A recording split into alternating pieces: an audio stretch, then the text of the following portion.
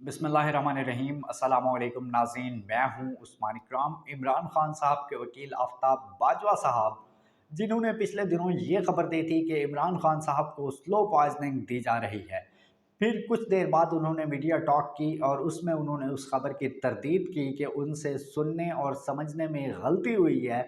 इमरान खान साहब दरअसल ये कहना चाह रहे थे कि उन्हें स्लो पॉइजनिंग दी जा सकती है। तो आफ्ताब बाजवा साहब ने एक इंटरव्यू दिया है सियासत डॉट पी के को, और उसमें उन्होंने दो बड़े अहम इंकशाफात किए हैं।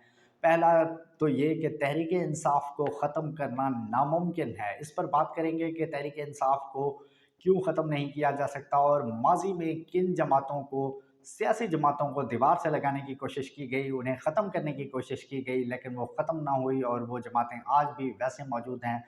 हाँ, अलबत्ता उनकी मकबूलियत में थोड़ी-सी कमी ज़रूर आई है, लेकिन वो जमातें आज भी मौजूद हैं, इसलिए तहरीक इंसाफ को ख़त्म करना नामुमकिन है।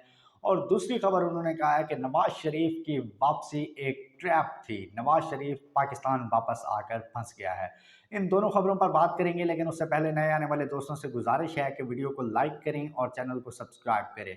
तो पहला उन्होंने इंकशाफ किया है कि तहरीक इंसाफ को ख़त्म करना नामुमकिन है। तो उसका आप ये देख लें कि माज़ी में पीपल्स पार्टी को भी ख़त्म करने की कोशिश की गई थी।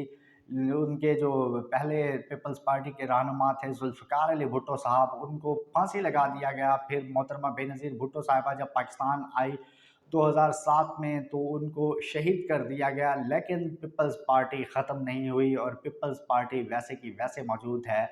हाँ, अलबत्ता ये ज़रूर हुआ है कि उसकी मकबूलियत में थोड़ी-सी कमी आई है। जो पहले हुकूमत करती थी जमात, अब वो सिर्फ़ एक सूबे तक महदूद हो गई है, लेकिन वो जमात ख़त्म नहीं हुई। इसी तरह पीटीआई को भी ख़त्म करना नामुमकिन है, और इमरान खान साहब अक्सर यही कहते हैं कि जब ऊपर से लीडर्स आगे पीछे होते हैं, तो फिर नीचे से लीडरशिप ऊपर आती है।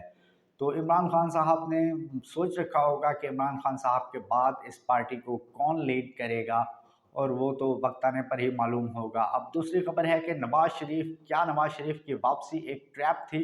तो रेजिम चेंज ऑपरेशन के बाद बहुत सारी खबरें गर्दिश कर रही थी कि अब 16 माह के लिए हुकूमत शहबाज शरीफ को दी गई है, और इसके बाद बिलावल भुट्टो साहब का नंबर है। और वो जो है, जिस तरह आप किसी मीडिया चैनल में जॉब के लिए जाएँ तो इंटर्नशिप पे आपको रखा जाता है 3 महीने या 6 महीने के लिए।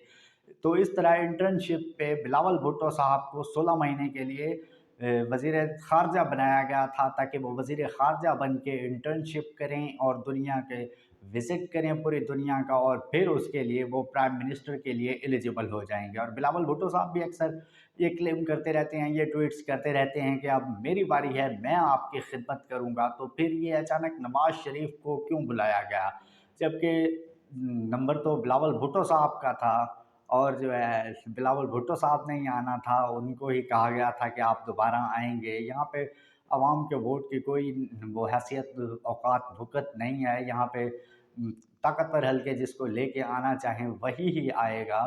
तो फिर नवाज़ शरीफ साहब की वापसी पे अब आफ्ताब बाजवा साहब ने कहा है कि नवाज़ शरीफ को ट्रैप करके वापस लाया गया है, और नवाज़ शरीफ अब पाकिस्तान आके फँस चुका है, और अब उसका पाकिस्तान से बाहर जाना नामुमकिन है। तो उनको वापस लाने के पीछे क्या मकसद है, नवाज़ शरीफ को ट्रैप करने के पीछे, ये तो वक्त आने पर ही मालूम पड़ेगा। लेकिन उम्मीद है आप लोगों को इन्फॉर्मेशन पसंद आई होगी। अपना ख्याल रखें। अल्लाह हाफ़िज़। पाकिस्तान ज़िंदाबाद।